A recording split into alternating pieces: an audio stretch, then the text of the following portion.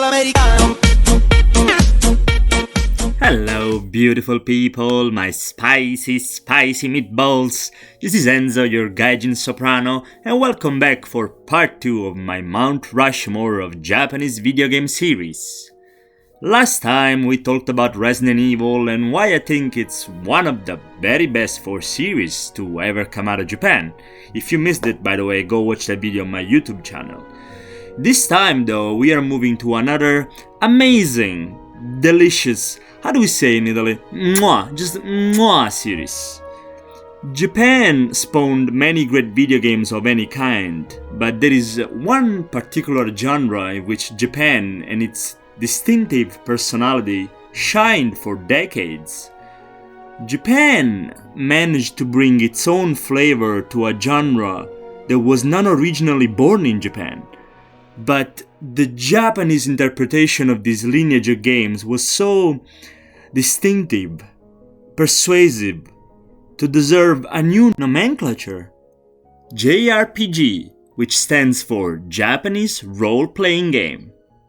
What, you didn't know that? Get out of my channel, now! Nah, I'm joking, I love you guys. I love you as much as, pepperoni pizza? Is that good enough? That said, there have been many great Japanese games and series. Chrono Trigger, Chrono Cross, the Dragon Quest series, the Tales series, Breath of Fires, Xenogears, the new Xenoblades, Mother, the Earthbound series, Persona, Shin Megami Tensei, Phantasy Star, Suikoden, Pokemon. Okay, I talked way too much. If my mom were here, she would yell at me, "Start it!" But okay. For a Mount Rushmore though, I have to pick just one JRPG series. And yeah, you probably already guessed which one made it. The best JRPG series of all time. I present you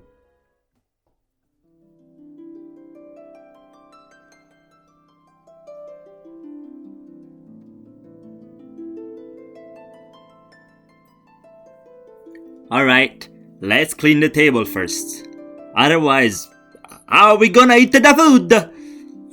So, I'm not gonna be here and pretend that all Final Fantasy games are 10 out of 10s, masterpieces. And I'm not gonna pretend that the latest Final Fantasy games, 13, 15, are on par with the best in the series. But, just like I did with Resident Evil in the previous part of this series, I'm gonna give you 3 rational arguments to explain why the Final Fantasy series deserves to be on the Mount Rushmore of Japanese video game series, as the best representative of the Japanese RPG genre. So, hear me out! Reason number 1. Final Fantasy popularized JRPG in the West twice. The first time with Final Fantasy 1. Yeah, Final Fantasy 1 was not the first JRPG on the market. It wasn't the first JRPG to be successful in Japan. While Final Fantasy 1 was still in development, Dragon Quest 1 was already out on the market and it became really successful in Japan. I mean, duh, drawings from the Dragon Ball guy. But yeah, I mean, Dragon Quest 1 was a really great game. But it did not manage to find an audience outside of Japan. Final Fantasy 1 instead managed to combine Japanese sensitivity in terms of aesthetic with a game design structure that was closer to the Western sensitivity. Dragon Quest 1 had a more rigid structure. You could not pick your class or your job. Dragon Quest 1 had more archaic graphics. You could only see your enemy in first person. And you could only fight one enemy at a time in most cases.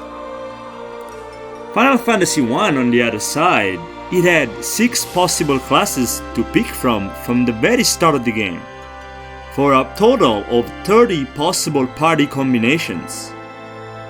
On top of that, it had better graphics, you could see your character from the side fighting the enemy, and not just in first person. And in Final Fantasy I, you could have fight of parties versus parties instead of just fighting one enemy at a time. Overall, I would say that Final Fantasy I succeeded in the West because it had a more cinematic flavor, considering the hardware at the time, and its structure was more flexible and customizable. It was closer to your Dungeons and Dragons, all the good RPGs that we liked in the West at the time. The second time Final Fantasy made JRPG a big deal again in the West was, you know it.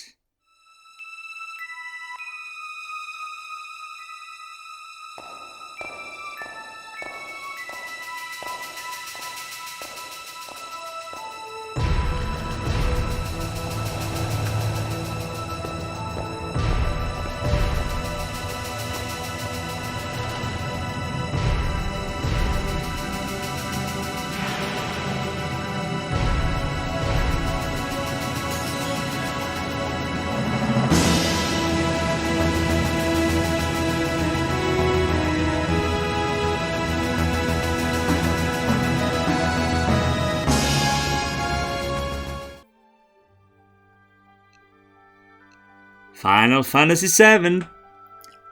It's not that Final Fantasy IV, 5, or 6 were not well liked or anything, but the genre was clearly not established as mainline in the West yet. Final Fantasy IV and 5 did not even come out for Super Nintendo in Europe.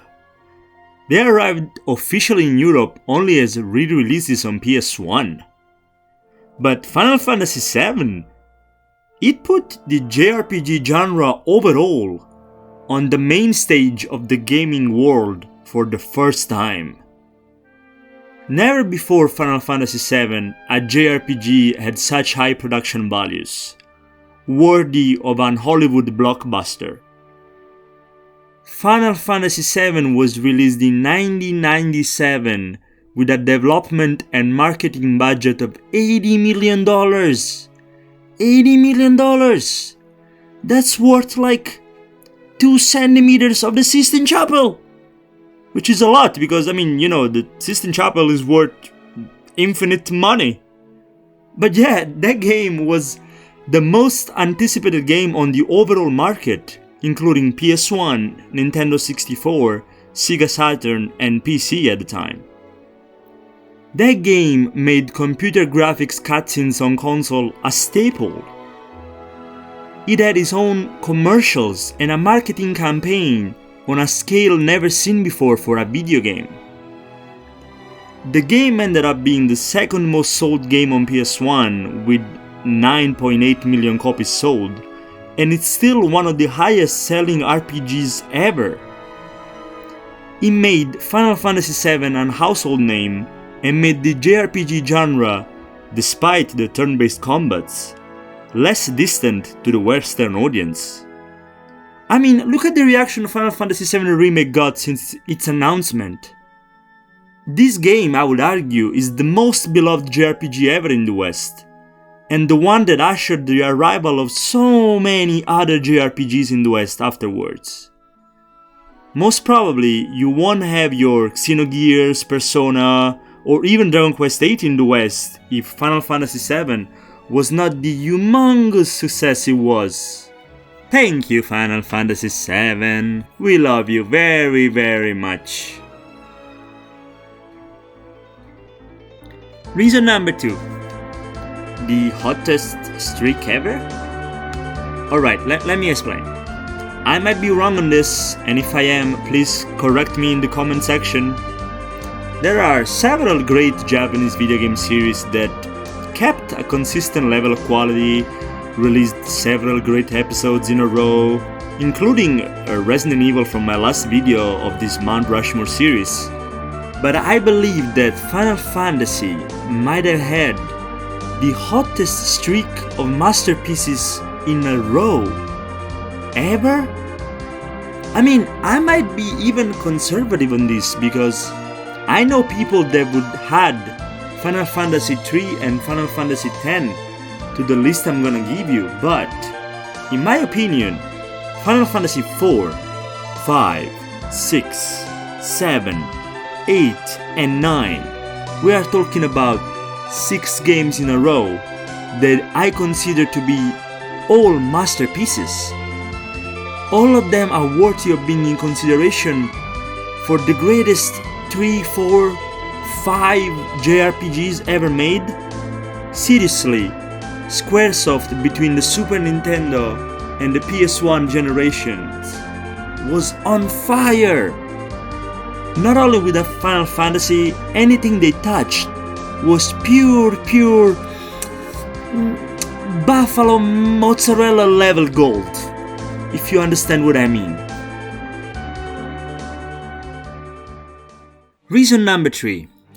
Emotional storytelling. I will be the first to admit that Final Fantasy stories and dialogues improved a lot throughout the years. They used to be kinda cheesy, they're still cheesy at times, but Final Fantasy, since 4, has been at the forefront of the media for trying to push stories towards adult themes like environmentalism, war, pollution, racism, but even more than that, with its characters, some of the most memorable characters in the history of video games, by the way, Final Fantasy since 4 was never satisfied by just providing entertaining gameplay. It always strived to do more, to emotionally engage the player by exploring human emotions and relationships like friendship, love, betrayal, loyalty, sadness, happiness. The whole range of human emotions have been explored throughout the series, like very few other games even ever tried to do. I'm not overstating this by saying that pretty much everyone I know that played several Final Fantasy games, at least during one of the scenes of the games, either cried or was on the verge to do so. And this is not something many video games can claim. For me, the only thing that makes me cry more than Final Fantasy is sipping on some limoncello on the Amalfi Coast. But let's not go there before I start crying. I'll be so. Alright, here you have it. Do you agree with me with Final Fantasy being on the Mount Rushmore of the Japanese video game series? Let me know in the comment section. And if you enjoyed this video, please like and subscribe and follow my Twitch streams. See you soon with part 3 of my Mount Rushmore of Japanese video game series.